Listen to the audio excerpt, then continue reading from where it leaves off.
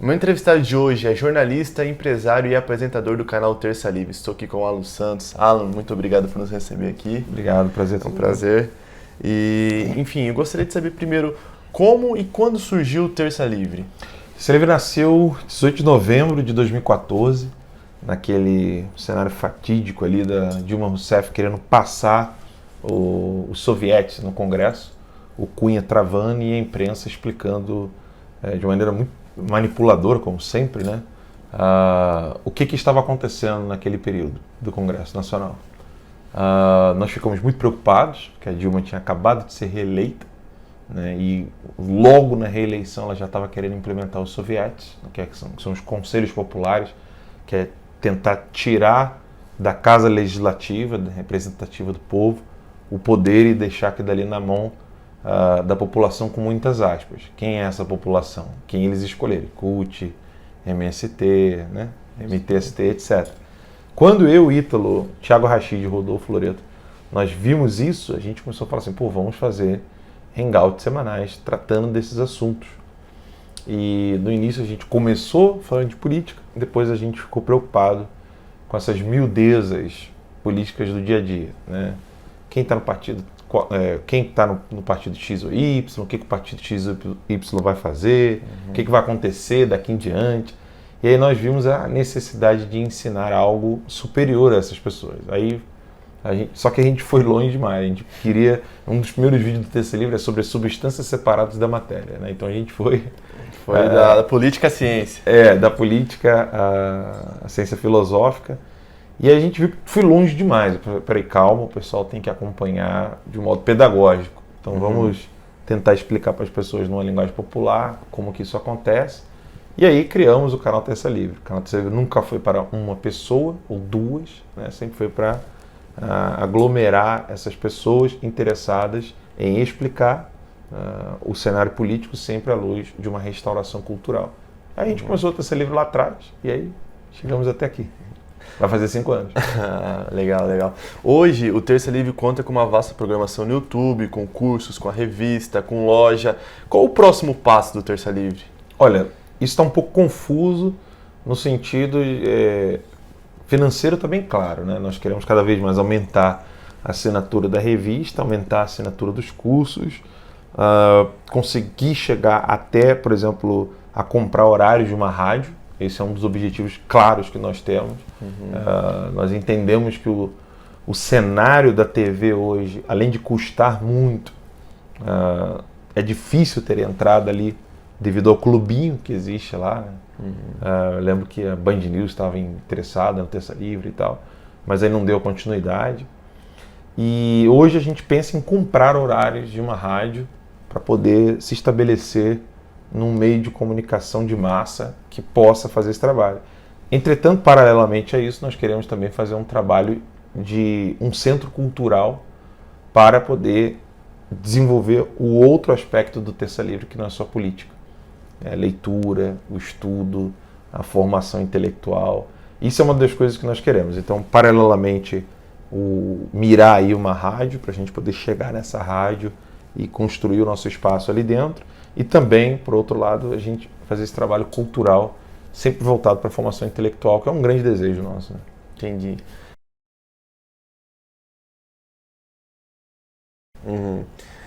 Recentemente você foi citado em matéria da Cruzoé, assinada por Felipe Moura Brasil, em que acusa você de fazer parte de um grupo que influencia o governo e promove assassinato de reputações. A própria matéria, entre aspas, afirma que revela as estratégias de Alan dos Santos e sua trupe. É engraçado. O que você tem a dizer sobre essa matéria e as acusações feitas a você?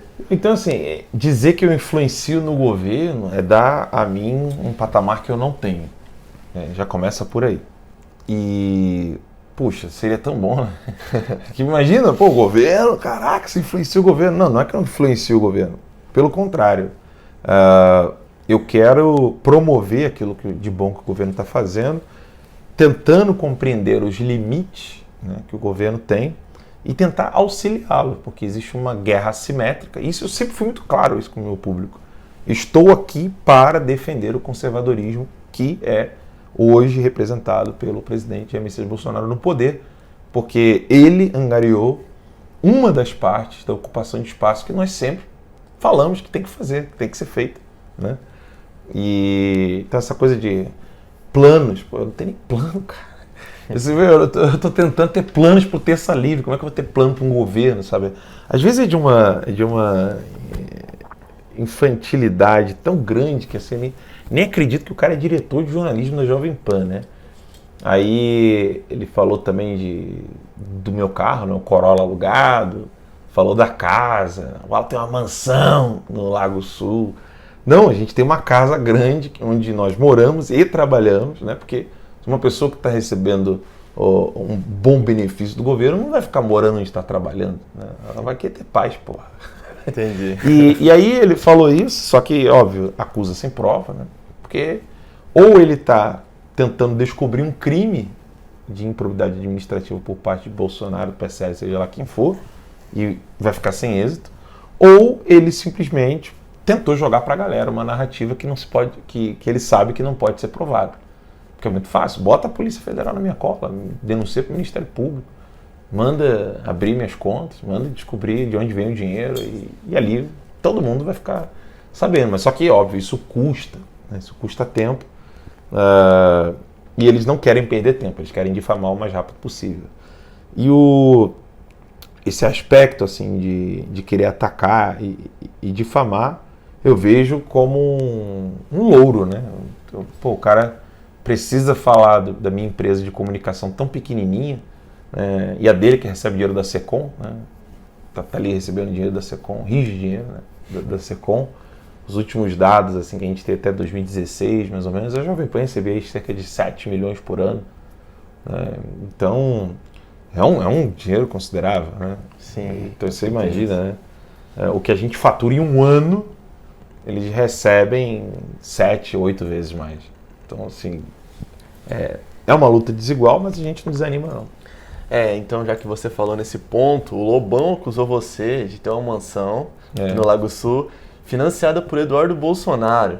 O que você tem a dizer sobre isso, Alan? Não, mas isso é bizarro, né? O primeiro aspecto que eu quero salientar que é o seguinte, esse pessoal ataca o Terça Livre como se o Terça Livre fosse mais perigoso que o MST. Como se a nossa atividade jornalística, ela fosse mais nociva do que a ação daquelas pessoas que invadem terra, matam animais, estupram pessoas, matam fazendeiros. Né? Quando a gente só está fazendo jornalismo ali no YouTube, no Facebook, no Twitter, usando os meios de ação que nós temos de acordo com a nossa situação financeira. E aí o Lobão, só que o Lobão é vizinho do Stedley. Eu frequentava a casa do Lobão. Ele mesmo me falou, sabe quem mora aqui? O José Pedro Stedley, né? O chefe do MST. E aí ele divulga a minha casa, né? Mas não divulga do Stedley. Esse é o primeiro aspecto, né? Mostrar como que esse pessoal está perdido. Com relação a ser financiada pelo Eduardo, né? Jogaram isso aí. Eu fico brincando com a Heloísa, né? Que é a esposa do Eduardo. Né? Sim. Às vezes eu tiro foto pra ela da piscina, falo assim, pô, Elo, tô aqui na mansão paga pelo seu marido. Aí ela fala, pô, brinca assim não, isso é sacanagem. Porque essa é a verdade, né? Eu como empresário hoje, né, tenho uma casa que é melhor do que a dos deputados. Isso é verdade. Mas não é por causa do dinheiro dos deputados. É que um deputado seria um retardado. Tem que dar dinheiro pra mim para que eu possa viver melhor que ele. Não faz sentido um negócio desse, né? Enfim, sem contar que é fácil rastrear. E se eles acham que algum tipo de patrocínio privado, né, não sei se isso tem como rastrear, mas sei lá, né, seria fácil também de perceber, etc. Enfim, narrativas, todas as acusações sem provas, né? Algumas já ferindo até o próprio ordenamento jurídico, né? Ou seja, difamando mesmo, né? Por isso que eu tenho que acioná-los na justiça. E outros simplesmente para jogar para a galera, para ver o que cola. Enfim. Entendi. Blaise Pascal falava, né? Calunie sempre, alguma coisa fica. Né? Então, esse pessoal usa essa técnica. Né? Entendi, certo. Antigamente, uma notícia com credibilidade era uma notícia passada pela grande mídia, por grandes jornais, por onde as pessoas se informavam. Hoje em dia, as mídias alternativas ou independentes, enfim, tem várias nomenclaturas, estão crescendo e surgindo no cenário político e geral brasileiro.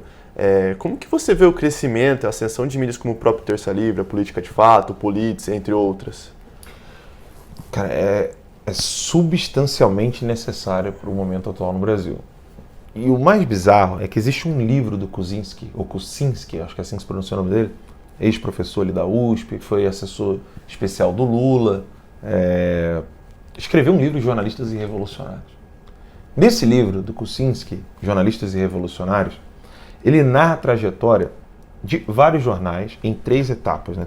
Ele diz que é livro 1, livro 2 e livro 3, mas é um panfletinho, um livro bem pequenininho.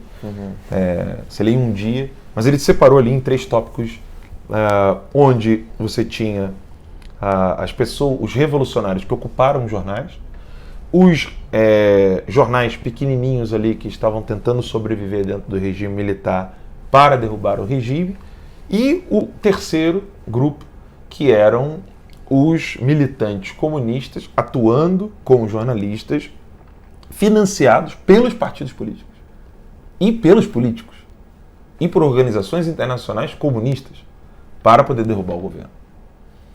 Esses são heróis. Você está entendendo uma coisa? Sim. Na cabeça deles, esses pequenos jornais e panfletos e tal, Pasquim, vale a pena a leitura desse livro, né? Jornalistas e Revolucionários do Kuczynski, Bernardo Kuczynski. Na cabeça deles, dos revolucionários, eles são heróis. Quando nós sabemos muito bem que eles eram, na verdade, subversivos, pessoas que queriam tirar a estabilidade que foi nos alcançada por meio dessa intervenção militar da época, que atrapalhou os planos sanguinários dos genocidas comunistas, eles não eram nada heróis. Agora nós, Terça Livre, Conexão Política, Politics, Renova Mídia, Política de Fato, Crítica Nacional, mais alguém, só para não deixar esquecendo aqui. Enfim, todo esse pessoal que trabalha com jornalismo alternativo, nós estamos buscando aumentar o sangue derramado no Brasil ou queremos promover o fim do derramamento de sangue? Nós estamos promovendo o fim do derramamento de sangue. Sem dúvida. Na cabeça dessas pessoas, nós somos fake news. Porque eles querem o derramamento de sangue. Eles querem maior liberdade para os bandidos, maior cerceamento de liberdade para os policiais. Eles querem promover o aumento do consumo de drogas. Nós queremos promover a diminuição do consumo de drogas. Eles querem promiscuidade. Nós queremos mais princípios morais vivos dentro da família. Enfim, é um oposto assim, a maneira como nós somos diametralmente opostos, ela é evidente. Só que tem um detalhe.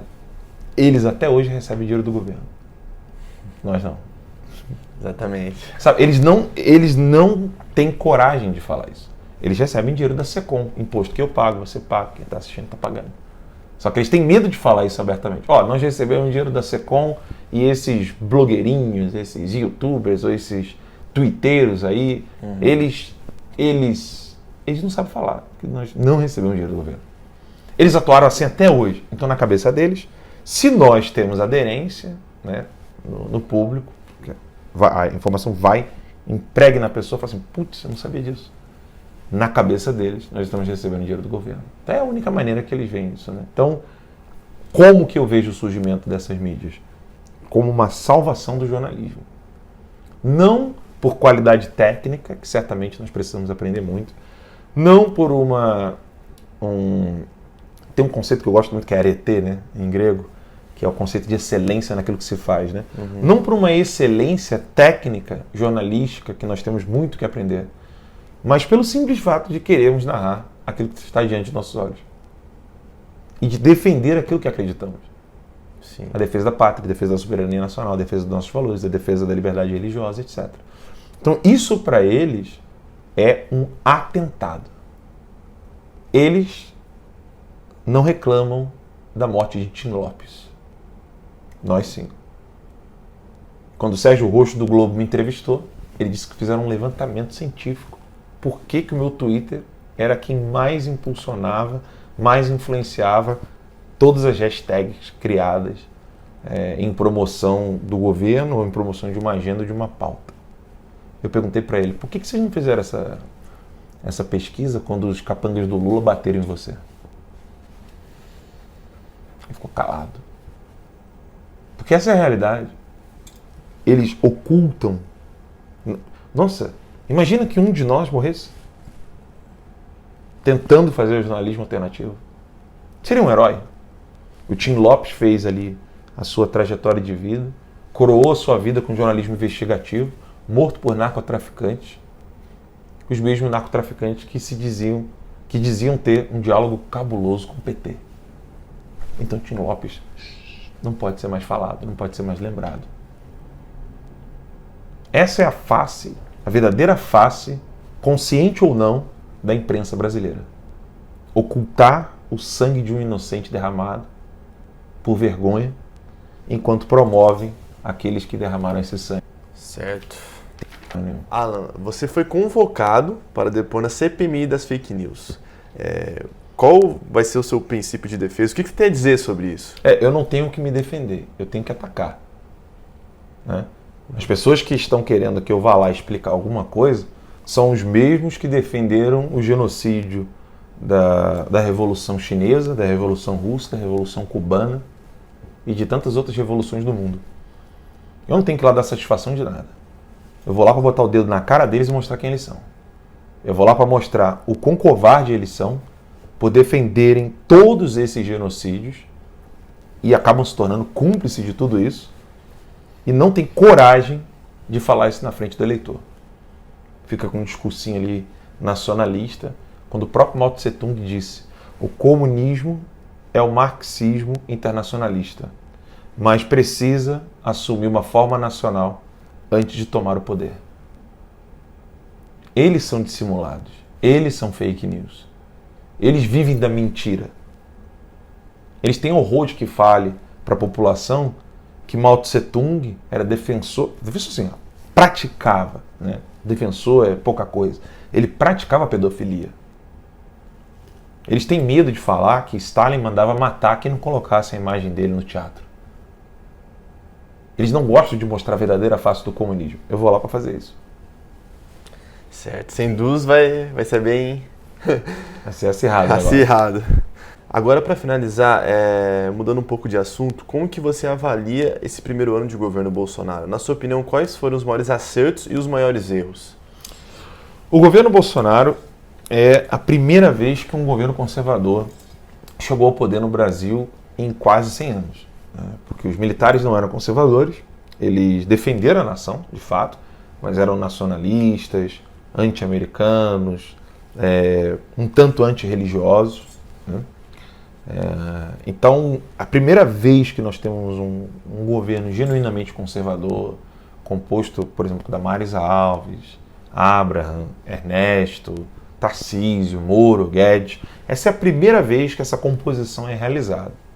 Sem um partido, porque o PSL é um partido de aluguel, está na cara isso, assim, não um partido de aluguel que alguém foi lá e pagou. Não, mas um local onde os conservadores conseguiram... O presidente pôde ser candidato. Exato, conseguir meios para alcançar a presidência da República.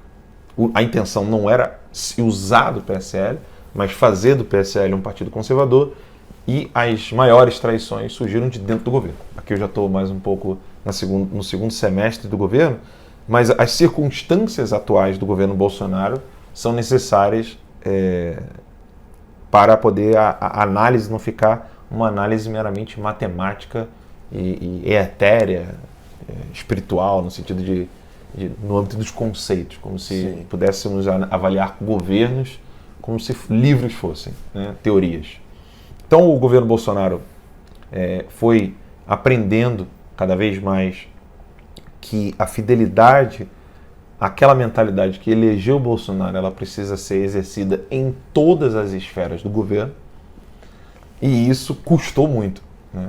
Vélez, que não conseguiu fazer isso. Você tem aí os próprios ministros que aos poucos foram aprendendo a não confiar tão genuinamente, assim, ingenuinamente, melhor dizendo, na grande imprensa, né? Como o próprio Guedes, Moro. Eles foram aprendendo que não se tem como confiar nessa gente. o próprio general Heleno, o comportamento deles no início do ano, comportamento apaziguador. Estamos aqui para construir juntos o Brasil. Acabou as eleições, vocês não vão fazer nada, né? Acabaram as eleições, então vamos aqui então construir um novo Brasil. Com isso, o Bolsonaro mostrou, ou quis mostrar para o Congresso, que ele foi eleito pelo povo para passar essas reformas. Nesse processo, há um aprendizado com os erros de diálogo com o Congresso. É óbvio que houve uma ruptura clara e concisa daquele diálogo cabuloso, né, do toma lá da cá, mas falta sim articulação entre o governo Bolsonaro, que é o executivo, e a Casa Legislativa. Então você tem aí deputados que são da base, ou são do PSL, ou não estão no PSL, mas estão colaborando com o governo, a base governista, que não tem um acesso privilegiado dentro do Palácio do Planalto. Isso é um erro. É um erro grave. Óbvio que o primeiro ano do governo, ele está aprendendo, mas ele não pode perdurar isso. Né? Querendo ou não, é óbvio que o exemplo que eu vou dar aqui é um exemplo de corrupção. Mas Lula, Temer, chamavam os deputados. Os dois ali chamavam os deputados e conversavam no Palácio do Planalto. Nós precisamos dessa pauta, dessa pauta, dessa pauta. Qual era a moeda de troca? O dinheiro. Mas o Bolsonaro pode simplesmente usar como moeda de troca o apoio popular. Se é do DEM, ou do PSDB, ou do Cidadania, seja lá o que for, eu viro, ou do PSC, eu viro para você e falo assim, ó, eu preciso muito que você angarie apoio do PRB, do Partido X, aqui, Y, e para isso, ó, você vai andar comigo de avião, vou visitar teu estado, você vai comigo, etc. Esse tipo de diálogo está ausente e isso é nocivo. Isso é ruim para o Bolsonaro. Né? Essa articulação, ela chegou a ocorrer durante um período, depois ela foi meio que encontrando o seu ocaso ali, porque o Bolsonaro ele tem medo de aparecer na foto com alguém que amanhã pode ser pego pela Polícia Federal. Então, embora seja um erro, é compreensível esse receio, excessivo ou não, aí eu acho que está muito cedo para dizer, mas esse receio do Bolsonaro de aparecer com um deputado que para ele vai ser importante numa votação, importante na aprovação de um projeto, ou de uma MP, ou de uma PL, ou de uma PEC, seja lá o que for, e no dia seguinte o cara tá lá, ó, é o japonês da Federal, você tá entendendo? Entendo. É uma situação difícil para o presidente, creio eu, né?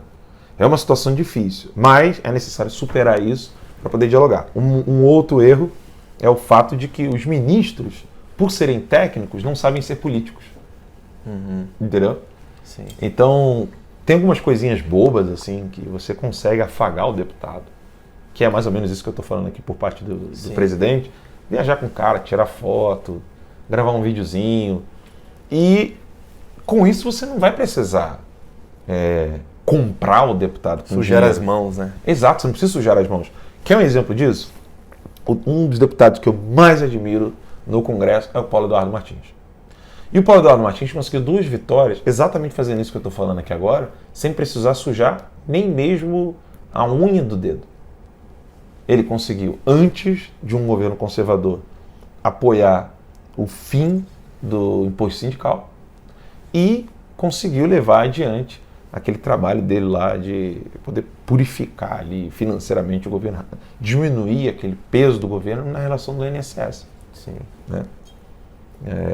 Com a 871. Então, assim, o Paulo Eduardo Martins, ele tem um brilho próprio de conseguir atravessar aqueles corredores do Congresso sem se sujar, fazendo esse diálogo com pouco barulho, mas com muita efetividade.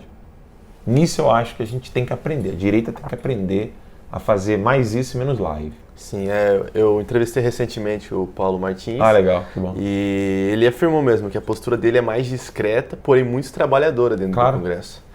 É óbvio que a gente precisa daquele deputado que vai esculhambar os comunistas, os socialistas. Vocês aqui, vocês são chatos, enchendo o saco, vocês não servem para nada. E a galera, é isso mesmo, não aguento mais socialista lá dentro falando baboseira. É óbvio que tem esses momentos que você vai precisar de um cara que vai até para poder, na estratégia de ciência política, até para ser o que em inglês é diversion, né? De você fazer aquela chamada de atenção para um lado para atacar pelo outro. Né? Essa estratégia de guerra, né? Você faz barulho do lado de lá, mas você ataca pelo lado de cá. É óbvio que isso é importante, tem o seu papel fundamental.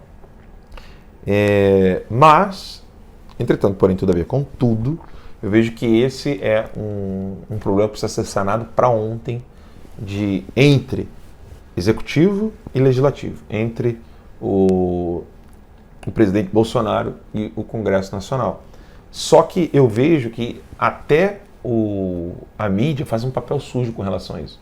Então, todas as vezes que o presidente recebeu, conversou, porque tem que conversar, infelizmente é assim, com o Rodrigo Maia, com o Alcolumbre, pronto, tem conluio, tem acordão. Agora o antagonista disse que tinha acordão, agora não tem mais. E é duro, porque aí a massa, ela não segue a massa, o seu José lá da padaria, ele não vai seguir a mídia alternativa. A mídia alternativa é seguida por pessoas que estão querendo descobrir cada vez mais a política. A massa vai seguir ali o que está sendo publicado na Folha, no Estadão, no Jornal Nacional, ou indiretamente, ou na rádio, etc. Então ela compra aquela narrativa. O Bolsonaro se reuniu com o Maia. Mas o Bolsonaro se reuniu com o Maia? Pô, que absurdo isso, cara. Mas não, você tem que fazer essa ponte. E eu acho que está faltando cada vez mais. Por isso que, embora meu nome de preferência para o líder do governo no Congresso, depois da saída da Joyce, fosse o Paulo Eduardo Martins, a escolha de um senador do MDB, ela é inteligente porque você está procurando o voto que você não tem dentro do Congresso. O que adianta você escolher alguém que você já tem certeza do apoio, né, e que só tem contato com aqueles que você já tem certeza do apoio? Cara, o Congresso são 513 deputados. A Câmara, né? 513 deputados, 82, agora me falha a memória, senadores. Para aprovar qualquer coisa dentro da Câmara, você tem que ter 300 para cima, para ficar tranquilo. É 300 e lá vai, entendeu? Sim. Tecnicamente falando, uma PEC é 308. É óbvio que tem outras coisas que você precisa de um número menor, etc. Mas vamos trabalhar como se fosse uma PEC, né? Você precisa de 308 votos. E aí você passa. O PSL tem 50. 29 se manifestaram a favor do Bolsonaro, os outros não. Aí tem um gato pingado aqui e acolá dentro dos outros partidos. Você não soma 300 nessa. Tem uma massa cinzenta ali no meio, sabe lá Deus o que rege esse povo, se é o dinheiro, se é a fama, se é o poder, que você vai ter que chegar pro cara e conversar, dialogar, botar as prioridades, falar, fulano, a gente precisa do seu apoio ali. E aí a gente pode, sim, pareço que você vem aqui tirar foto, visita, esse diálogo não está acontecendo e precisa ocorrer. Isso é um dos problemas. Agora, os êxitos não vai caber no vídeo. Você está entendendo a diferença? Os êxitos não cabem nesse vídeo. A maior apreensão de toneladas de maconha e cocaína já feitas na história recente do Brasil aí é o que o Moro está fazendo nesse curto período de tempo. Então o Moro está fazendo isso aí. Quem asfaltou e melhorou mais as estradas do que o Tarcísio em poucos meses de governo? Né? Quem conseguiu passar a reforma da Previdência que todos os ex-presidentes, desde a tal da redemocratização, tentaram de alguma maneira fazer aqui, colar para o governo não quebrar? Quem conseguiu? Foi Guedes com Bolsonaro e Bolsonaro com Guedes. Né? O trabalho de ter os Estados Unidos da América como um grande parceiro comercial, militar, econômico, financeiro. Trabalho do Ernesto. Né? Tratar as universidades não como meio de propagação política e ideológica, mas como um avanço e um local de debate científico, Abraham. E por aí vai. Se a gente for tratando ali, exceto aqueles ministérios que a gente já sabe que é possuído pelo capeta, do autorismo, o saldo é infinitamente superior, positivamente falando, do que esse aspecto que eu falei aqui, que é algo que precisa ser feito, né? Sim. Agora, é óbvio que o governo foi atacado da maneira mais covarde e vil que se possa imaginar nesses meses de governo, como a Amazônia, as girafas da Amazônia, né? Quem não riu das girafas da Amazônia? Esse óleo, né, no nosso litoral, que é algo tão lamentável, vem Greenpeace colocar 6 toneladas de lixo na frente do Palácio do Planalto, né? E o governo sendo atacado até pelos governadores estaduais, os governadores de cada estado, que são oposição ao presidente. A eleição já acabou. Ele é o presidente, ele ocupa o cargo de chefe maior do executivo do Brasil. Ele que pode facilitar a vida do governador, do prefeito, para poder ajudar cada vez mais aquele estado a crescer. Mas não, o nego simplesmente cagou para isso. Você não, estamos em campanha ainda. Porque se o Bolsonaro conseguir fazer tudo o que ele quer, ele não sai mais. Ele vai ser reeleito, depois ele indica quem ele quiser, e aí o conservadorismo vai reinar no Brasil. Esse é o medo dessa gente.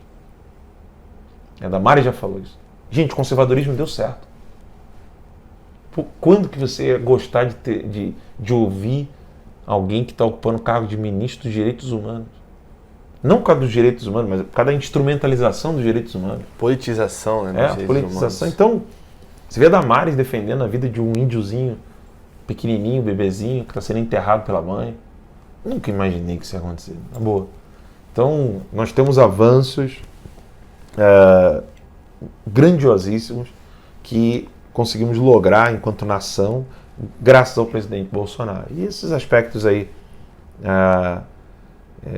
que são realmente problemas pontuais, que podem ser reconstruídos, isso aí com o tempo eu acho que se corrige. Certo, Alan. Muito obrigado pela entrevista. Eu que agradeço. Obrigado aí. Tamo junto.